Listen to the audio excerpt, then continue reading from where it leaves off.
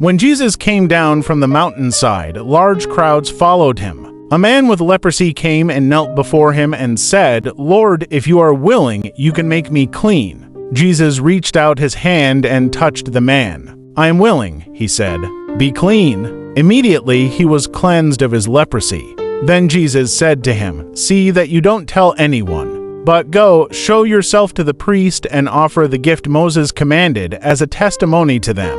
When Jesus had entered Capernaum, a centurion came to him, asking for help. "Lord," he said, "my servant lies at home paralyzed, suffering terribly."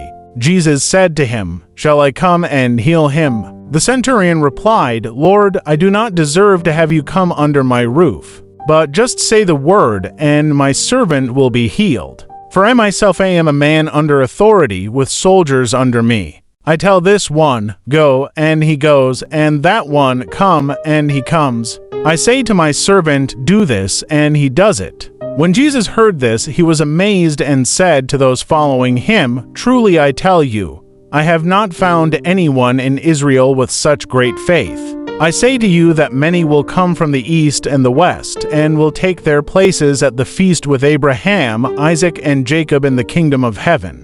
But the subjects of the kingdom will be thrown outside, into the darkness, where there will be weeping and gnashing of teeth." Then Jesus said to the centurion, "Go, let it be done just as you believed it would." And his servant was healed at that moment. When Jesus came into Peter's house, he saw Peter's mother-in-law lying in bed with a fever. He touched her hand, and the fever left her, and she got up and began to wait on him. When evening came, many who were demon-possessed were brought to him, and he drove out the spirits with a word and healed all the sick. This was to fulfill what was spoken through the prophet Isaiah. He took up our infirmities and bore our diseases. When Jesus saw the crowd around him, he gave orders to cross to the other side of the lake. Then a teacher of the law came to him and said, "Teacher, I will follow you wherever you go."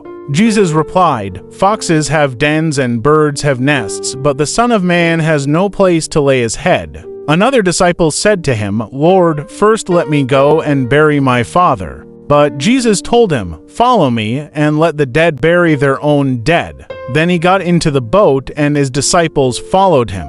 Suddenly a furious storm came up on the lake, so that the waves swept over the boat. But Jesus was sleeping. The disciples went and woke him, saying, "Lord, save us. We're going to drown." He replied, "You have little faith. Why are you so afraid?" Then he got up and rebuked the winds and the waves, and it was completely calm. The men were amazed and asked, "What kind of man is this? Even the winds and the waves obey him." When he arrived at the other side in the region of the Gadarenes, Two demon-possessed men coming from the tombs met him. They were so violent that no one could pass that way. "What do you want with us, Son of God?" they shouted. "Have you come here to torture us before the appointed time?" Some distance from them a large herd of pigs was feeding. The demons begged Jesus, "If you drive us out, send us into the herd of pigs." He said to them, "Go." So they came out and went into the pigs. And the whole herd rushed down the steep bank into the lake and died in the water.